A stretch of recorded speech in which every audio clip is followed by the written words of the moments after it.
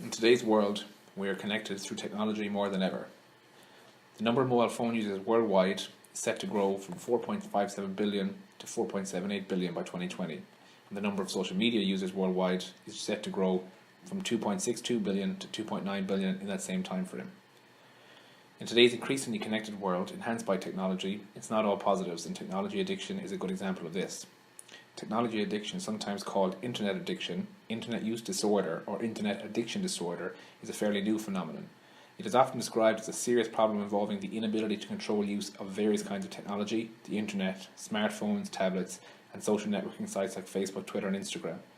Surveys in the US and Europe show that between 1.5% and 8.2% of the population suffer from internet addiction. According to mobile analytics provider Flurry, more than 176 million users worldwide access apps on the device more than 60 times per day.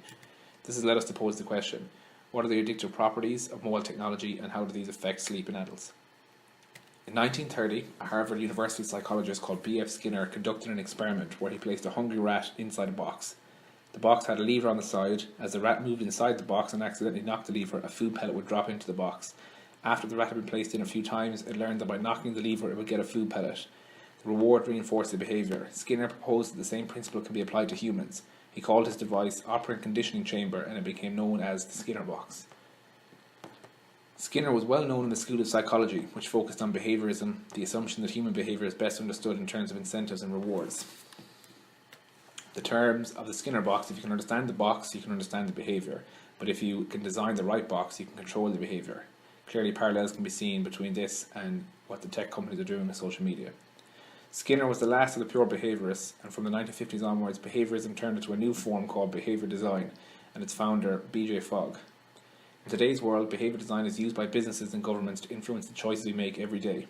The users of behaviour design are interested in how the digital interface can influence human decisions.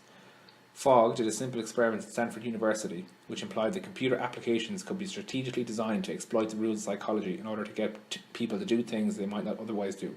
This became a new field called captology, which is the use of computers as persuasive technologies.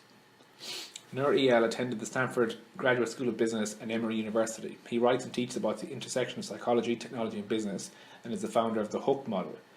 This model is designed to illustrate how to build habit-forming products. The model consists of 4 parts: the trigger, the action, the investment, the variable reward. The trigger, which can be external and internal, leads through behaviour. For example, a notification sound makes you check your phone, or I know for sure it makes me check mine. The action should be consistent and requires little effort. However, the action not only depends on the ease, but also on the principles of human behaviour. It's based on the assumption that the user requires one of 3 things: pleasure in order to avoid pain, hope to avoid fear, or social acceptance to avoid rejection. For example, a person might post their best selfie in order to get likes on it so they can feel socially accepted.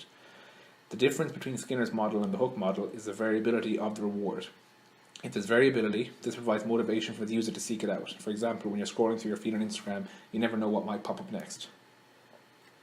The investment part of the model is when users contribute something to the product or service. For example, money, time, or data. The more users contribute to the product, the more they value it. The more you value a product, the more time you're willing to spend on it. In studies on brain alterations associated with SNS addiction, neurological effects of SNS addiction compare up brains of people with other addictions such as drugs and gambling. They found that, while different to those of other addictions, SNS addiction can be seen in the brain. Researchers have found evidence that people who overuse technology may develop similar brain chemistry and neural patterning to those who are addicted to substances like gambling or alcohol. That means that our use of ICT for social networking is literally changing the wiring of our brains. It is important to understand and establish the predictors and factors of this addiction in order to better understand it and potentially try to change it. Researchers have done just that and found that a significant predictor of mobile addiction is the use of social networking apps for those devices. The use of these apps, in turn, is determined most by the user's network size and the intensity of the user. In a similar study, writings on the psychology of flow and attaining the optimal experience applied to social networking and addiction theory supports the idea that it can stem from the use of ICT being so enjoyable that they will try to maintain the state even at a high cost. However, this digital high can come with consequences, both personal and societal, and we are choosing to focus on those personal consequences, specifically the effects on sleep. In the hour before bed, 95% of people say that they regularly browse the web, text, or watch TV. A UK communications regulator, Ofcom, carried out a study in 2012 across over 9,800 people, showing that a large amount of time during the day and at bedtime, adolescents were using electronic devices, leading to a short sleep duration, long sleep onset latency, and increased sleep deficiency. Sleep quality is impacted by the use of technology by disrupting circadian rhythms, decreasing the amount of REM sleep, and keeping the brain active and interrupting sleep patterns. A study found that each night the average American sleeps 6.8 hours. 35% of Americans don't get the recommended 7 hours of sleep each night. Approximately 2 out of 10 Americans suffer from a sleep disorder. 97% of teenagers don't get enough sleep, and that sleep deprivation costs the US $411 billion annually. The research found no evidence to suggest that sleeping between 6 to 8 hours in adults presented adverse risk, and that for risk-prevent purposes it was recommended to sleep 6 to 8 hours daily. It was also highlighted at high-risk sleeping 5 hours or less in an ongoing basis. In contrast, sleeping 9 hours or more may be used as a tool to diagnose comorbidity. Lack of sleep in adolescents can have unintended effects on their development. Other academic studies point out that reduced sleep duration can negatively impact youth development, as an hour can make the difference in their development. Sleep seems to be fundamental during brain maturation, which is characterized by the period of adolescence. An alarming scenario is that about 72% of children ages 6 to 17 sleep with at least one electrical device in their bedroom, which leads to getting less sleep, affecting their school performance. This is according to parental records. Lack of sleep is linked to damaging effects of various systems in the human metabolic system, endocrine and immune pathways. There is a relationship between sleep duration and mortality. Evidence suggests that too little or too much sleep has a detrimental effect on health. Some of the adverse health effects of the too much sleep or too little sleep are cardiovascular disease, type 2 diabetes, hypertension, respiratory disorders, obesity in both children and adults, and poor self-rated health. Sleep deprivation is considered a highly important public health challenge and a risk to society at large. Besides posing as a risk factor to health, it also influences the basic brain functionality, affecting its cognitive performance. This in turn compromises a person's productivity in terms of wealth generation, well-being, and health expenditure to the state.